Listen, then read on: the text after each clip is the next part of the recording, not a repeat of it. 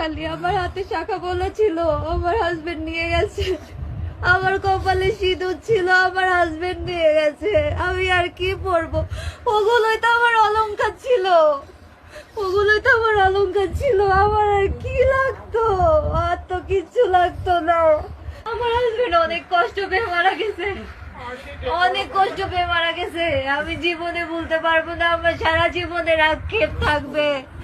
আমি আমার শাশুড়ির হাতে পায়েও ধরে বলেছিলাম যে আমার একটু সংসারটা করতে দেন। আমার শাশুড়ি আমাকে সংসার করতে দেয়নি।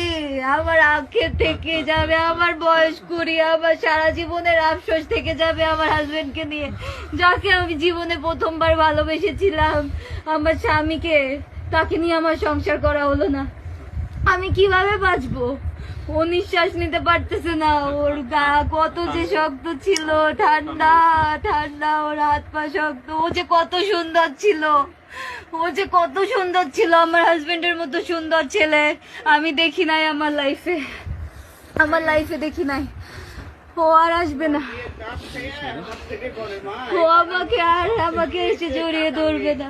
ও যাওয়ার আগে আমাকে একবার বলেও গেল না, যাওয়ার আগে আমার একবার হাগও করলো না, জড়িয়েও ধরলো না।